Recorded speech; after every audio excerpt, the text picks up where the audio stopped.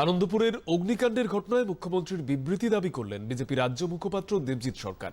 একই সঙ্গে উপযুক্ত তদন্ত এবং মৃতদের পরিবার পিছু 50 লক্ষ টাকা ক্ষতিপূরণের দাবি জানিয়েছেন তিনি। আমরা বলতে চাইছি যে 32 ঘন্টা রেখেছে দমকল মন্ত্রীর পৌঁছতে।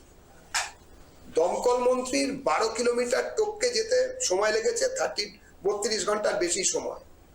কেউ জানেনি। দমকল মন্ত্রী সেই সময় দেখা গেছে বিভিন্ন মেলা, খেলা, বিভিন্ন উৎসবের উদ্বোধনে ব্যস্ত ছিলেন। বিভিন্ন সময় যারা রাজনীতিতে মমতাকে দেখেছেন, মমতা বন্দ্যোপাধ্যায়কে দেখেছেন, যে কোনো জায়গায় চেয়ার পেতে, টেবিল পেতে, টুল পেতে বসে নাকি এই ধরনের জায়গায় সামনে থাকা, সেই আমাদের মুখ্যমন্ত্রী মাননীয় মমতা বন্দ্যোপাধ্যায় এখনো পর্যন্ত সেখানে গিয়ে পৌঁছে উঠতে পারেননি। তিনি তখন সিঙ্গুরে গেছিলেন, ওই বাংলার বাড়ি স্টিকার লাগানো, আসলে যেটা প্রধানমন্ত্রীর বাড়ি সেইটাকেই বাংলার বাড়ি যোজনায় চালানোর জন্য এবং স্টিকার লাগানোর জন্য। আর তার সঙ্গে ঘাটাল মাস্টার প্ল্যান, যেটার 1 ইঞ্চি জমি অধিগৃহীত হয়নি, 1 টাকা যার স্যাংশন হয়নি, যার কোনো বাজেটারি অ্যালোকেশন নেই, সেটার মিথ্যে শিলান্যাস করতে গিয়েছিলেন, উদ্বোধন করতে গিয়েছিলেন।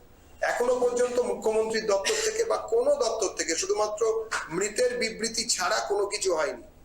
আমরা মনে করি 50 লক্ষ টাকার উপর মৃতদের ক্ষতিপূরণ দেওয়া উচিত।